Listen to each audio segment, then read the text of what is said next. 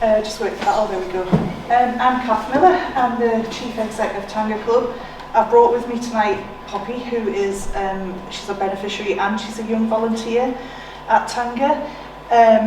Just to give a bit of a background to Tanga Club, we were formed in 2019 in response to a lack of kind of inclusive play and social opportunities for kids who have additional needs and those that don't. Nowhere really for them to both play and socialise together. So hence we formed this. Tanga comes from the Maori word for autism, by the way, which is taki watanga, literally translated into is in his or her own space and time, which perfectly suits our ethos. So we provide inclusive play and social opportunities to children and young people who have special educational needs and disabilities, their siblings and friends, plus volunteering opportunities for some of the young people as well. Poppy does a very good job manning the tuck shop, don't you? So, we also support families and help them navigate the complexities of living with children who have any kind of disabilities. It's a very, very stressful environment, and we recognise the need to support everybody rather than just the children themselves. About 75% of the board and management of Tanga are parents and carers of children and young people with special educational needs. So our current offering is a weekly youth and social group which we run out of the community centre. We also live in the community centre. We also very kindly use Hexham Youth and Shapes Room as well. We have adapted forest schools, support for parents and carers in the shapes of coffee mornings. We do meals out, we do relaxation sessions, that kind of thing. We also have trips and events within and outside of the local area. We help with forms, so things like access to DLA, PIP, carers allowance and those types of things. We provide advice on a wide range of subjects, such as education and social care. It's a peer support kind of situation, so if there's anything that's outside of our remit, we will refer to the necessary organisation for professional advice on that. We have an annual weekend away to Centre Parks, which we're currently actually in the process of doing. We'll go on Friday, so it's extremely busy. There's about 130 something people on the trip this year, so it's a big, big trip. And we provide, probably most importantly, a listening ear for families who are in or approaching crisis because of reduction or removal of services and just the general pressures of having a child that is different from other children. There's some pictures there to show you as well. So, the achievements of the last year, with the help of Hexham Town Council and our other funders, we've provided 975 places at the regular youth and social group, 162 subsidised weekend trip places to Centre Parks. That happened last year. That was the biggest trip we've ever done, and I think that would be the only time that we attempt 162 people in Centre Parks. Monthly parent and carer support sessions, 315 places at adapted forest school sessions, weekends, evenings and in the holidays, 155 spaces at private hire cinema at the Forum again, trips to Beamish, South Tynedale Railway, National Railway Museum in York, Alnwick Gardens, and 2 trips to Calvert Trust, Kielder, which was really, really good trip to do. They are the only place that really can suit, that they can sort of deal with our kids and provide outward bound activities. So there was hundreds of subsidised or fully funded adapted sessions for children and young people with SEND, plus their parents and carers to come along too.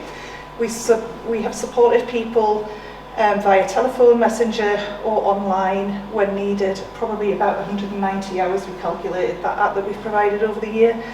And obviously parent and carer relaxation sessions, things like sound bath, foraging, going to the woods and having a campfire meal and just a good old chat with each other to give each other some support.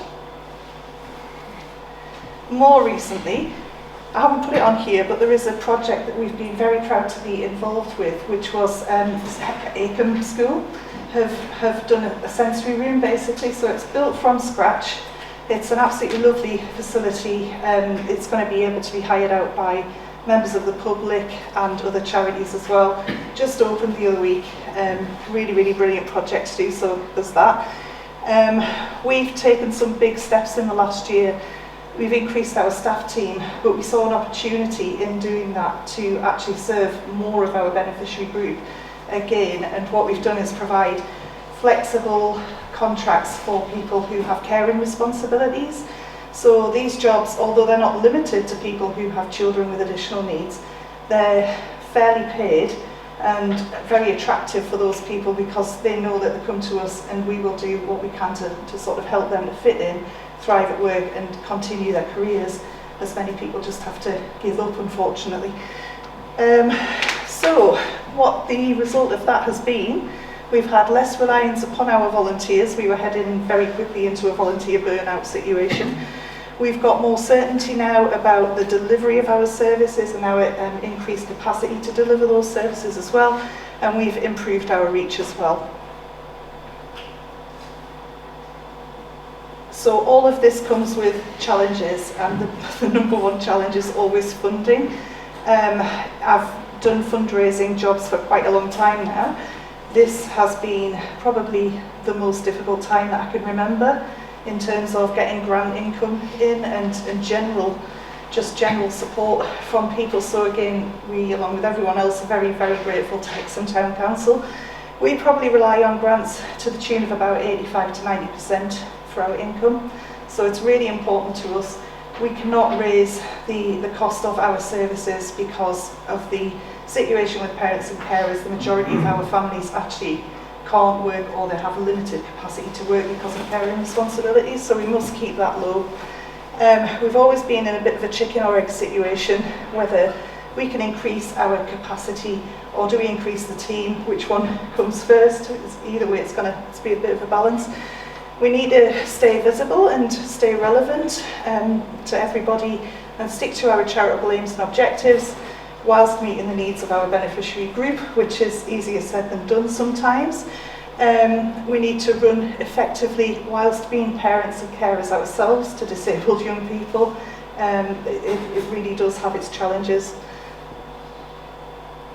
So, future plans alongside doing what we do now and hopefully increasing the range of activities that we do. We'd like to increase our staff team and offer more parent or carer workshops such as occupational therapy sessions and speech and language therapy.